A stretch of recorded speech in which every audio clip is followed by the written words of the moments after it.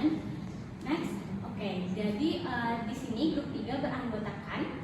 Pertama ada Muhammad Farid Kadafi, yang kedua ada saya sendiri Farhanisa, dan yang ketiga ada Hendra Basuki. Next. Oke, di sini ada rancangan pembelajarannya, yang mana jenjang pendidikan yaitu sekolah menengah pertama atau SMP. Terus kelasnya ada kelas 9. Materi pembelajaran yang kami gunakan di sini adalah recall text untuk skill listening, and then aplikasi yang digunakan yaitu Eleven Labs dan Google. Next. Oke, tujuan pembelajaran kami, peserta didik kelas 9 SMP diharapkan mampu mengidentifikasi kata kerja bentuk past tense pada recall text penumpang yang didengarkan melalui audio dengan akurasi minimal 70%. Baik, selanjutnya akan dijelaskan oleh Muhammad Farid.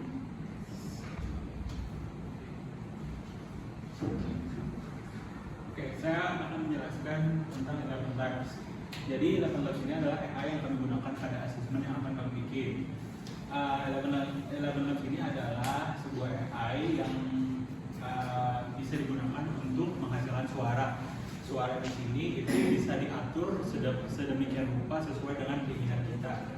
Jadi alat ini bisa memberikan siswa atau nanti peserta didik penjelasan mengenai asesmen yang akan kita berikan. Oke, jadi ini ada sedikit langkah singkat penggunaan dari Eleven Labs. Yang pertama itu asesmen yang kami buat ini menggunakan audio listening. Jadi yang pertama itu harus menyiapkan teks untuk diproses menggunakan AI.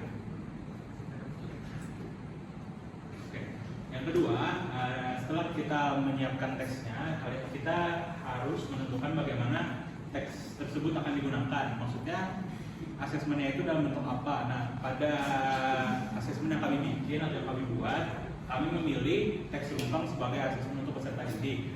Nah, yang terakhir kita akan menggunakan dalam AI. Nanti akan ada video untuk cara penggunaannya, dan kita akan video. Oke, video. Nah, oke, jadi di sini adalah tampilan Eleven Labs yang bisa kalian buka. Di sana ada beberapa menu, cuman memang aplikasi atau AI ini berbayar.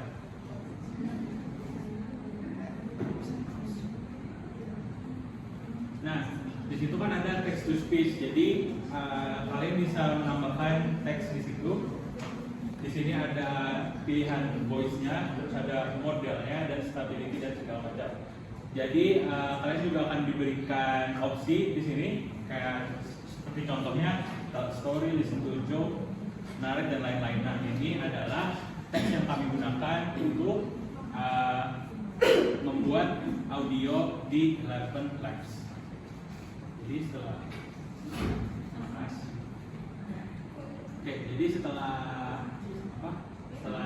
kita tentukan teksnya, kita buat teksnya, nanti kita akan paste di situ, dan terus akan kita proses. Kita akan tonton video.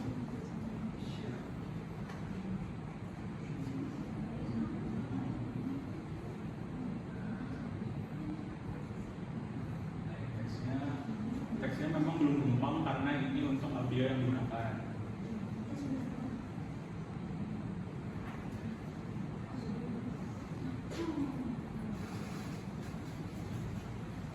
Oke.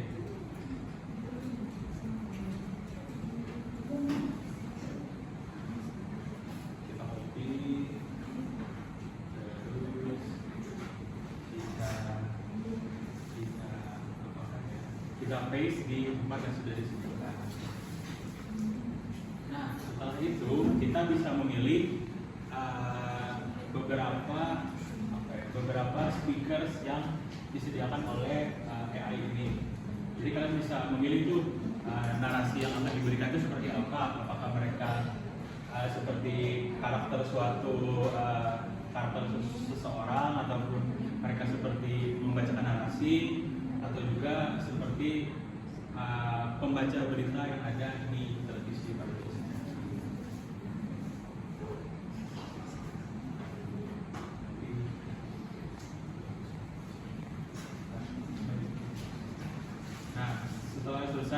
kita generate dan nanti akan keluar tuh. Last weekend, I went to the beach with my family. The weather was sunny and warm, perfect for a day Setelah out. sudah di-generate, When we arrived, my brother and I quickly ran to the shore to play in the water. Oke. While we were swimming, my mother was setting up a Mungkin big itu tree. penjelasan dalam Big bahasa tree. dari saya. Terima kasih. Selanjutnya After a akan while, to build sand dilanjutkan oleh castles. teman saya Hendra. While I was building mine,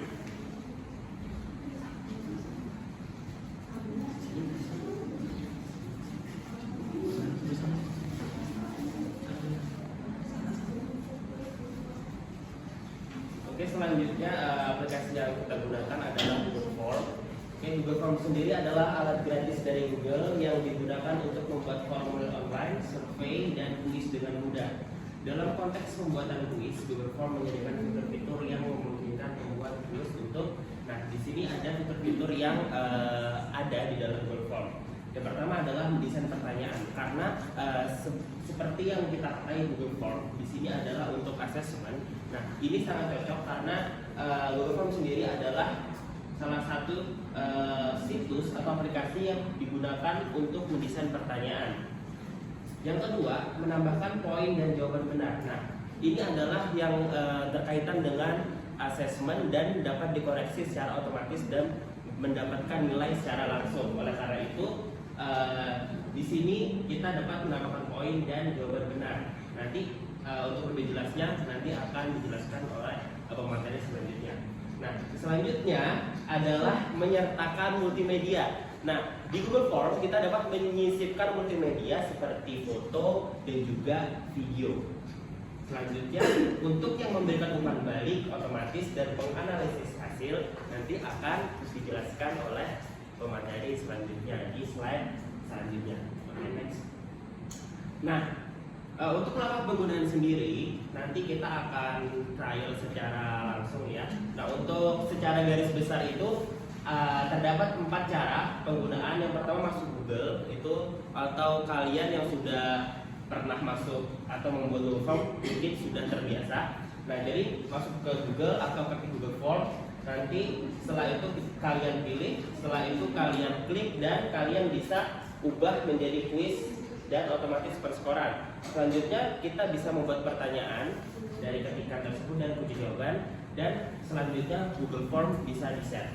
Nah, di sini ada cara untuk membuat Google Form sendiri.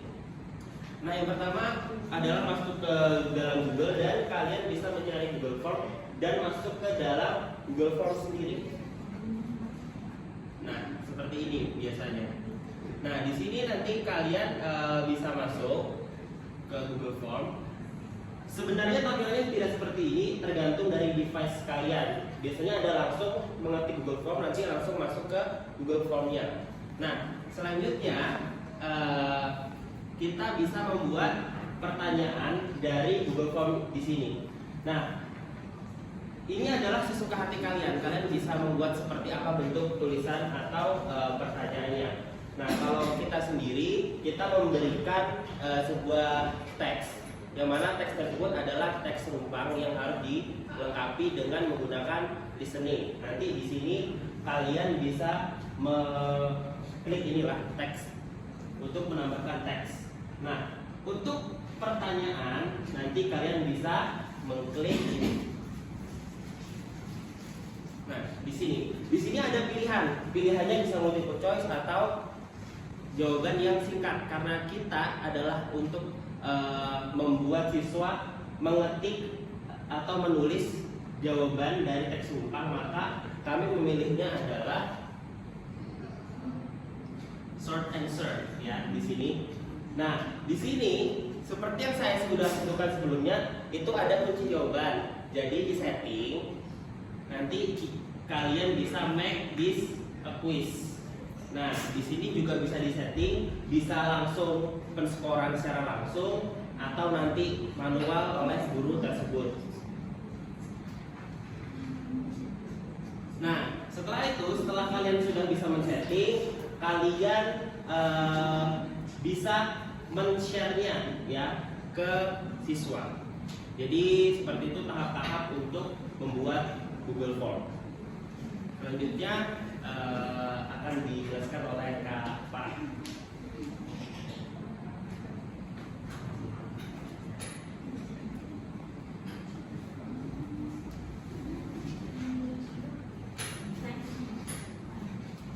Oke, di sini ada langkah menjawab assessment. Jadi nanti peserta didiknya diberi link Google Form yang telah dibuat.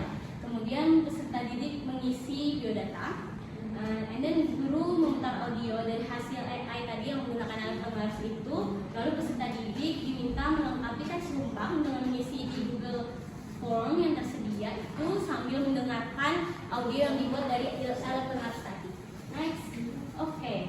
Nah, tadi kalau misalnya Hendra menjelaskan tentang dari sudut pandang seorang guru membuat Google Form-nya, di sini adalah tampilan untuk di layar siswa atau peserta didik. Jadi di sini kami membuat di sana ada keterangan. Pertama ada skill-nya, dan di situ ada perintah yang mana tertulis please write down the correct words. Jadi di situ juga ada please don't use capital word. Jadi kemudian di situ ada email dari siswa.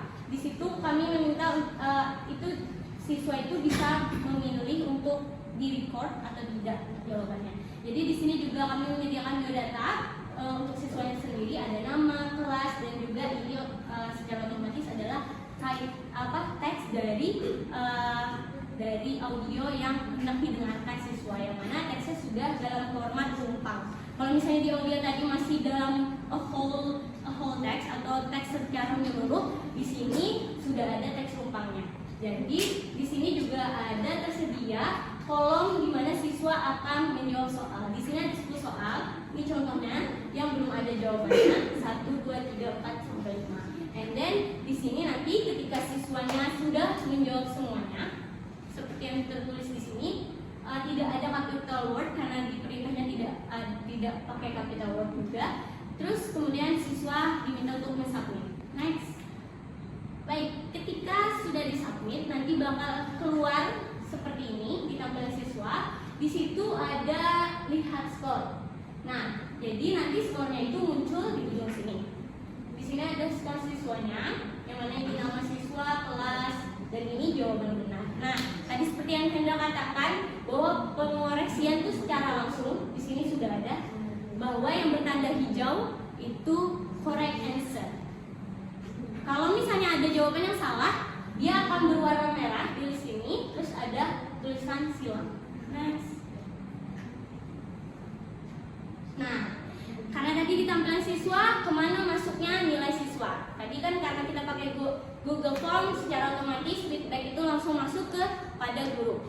Jadi ini tampilan feedback atau tampilan setelah siswa mensubmit tugas-tugas mereka. Di sini bisa tertulis berapa responnya, nanti bisa disesuaikan dengan berapa jumlah siswa kalian, and then berapa range yang ada, average yang ada, mediannya juga ada. Di sini ada skor.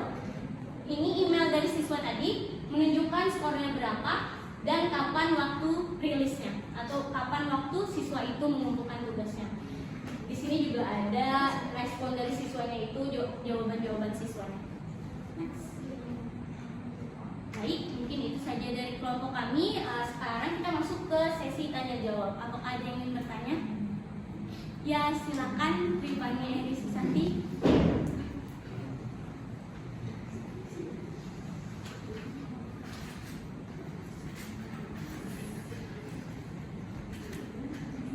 Baik, terima kasih atas kesempatannya untuk bertanya. Saya Rifani Eri Susanti dari kelompok 11. Pertanyaan saya untuk kelompok 3 adalah apa alasan utama dari teman-teman kelompok 3 dalam menggunakan Google Form sebagai pengaplikasian dari assessment dengan skill listening ini yang sudah kalian buat juga dengan bantuan Eleven. Ya, itu aja pertanyaannya. Terima kasih.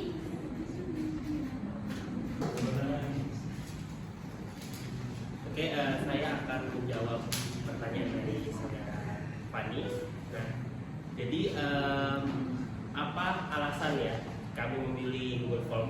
Karena seperti yang sudah dijelaskan Kak Farah tadi, di sana disebutkan bahwasanya ada otomatis corrective feedback. Jadi di sana setelah siswa mengumpul atau mensupi, kita dapat langsung mendapatkan nilai siswa tersebut. Jadi kita nggak usah perlu repot-repot untuk mengoreksinya satu persatu lagi. Nah itu untuk yang pertama. Yang kedua, alasan saya atau kami untuk memilih Google Form ini adalah sesuatu atau link atau website. Nah, website yang ringan. Nah, jadi nggak perlu harus memiliki kekuatan sinyal yang bagus untuk bisa mengaksesnya. Karena sepengalaman saya dulu ketika saya membandingkan Google Form dengan aplikasi yang lainnya seperti Quizizz atau Kahoot, itu memakan waktu lama dan ada kendala-kendala teknis.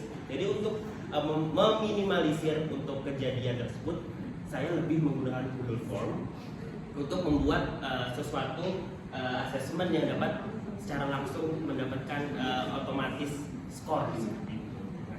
Apakah ada? Saya ingin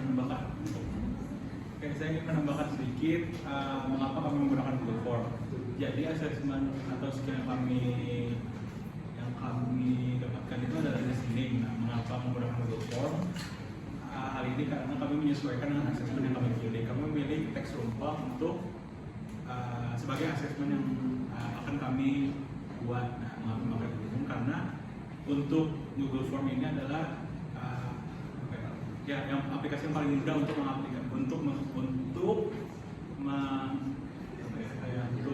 menggunakan teks rumpang tersebut.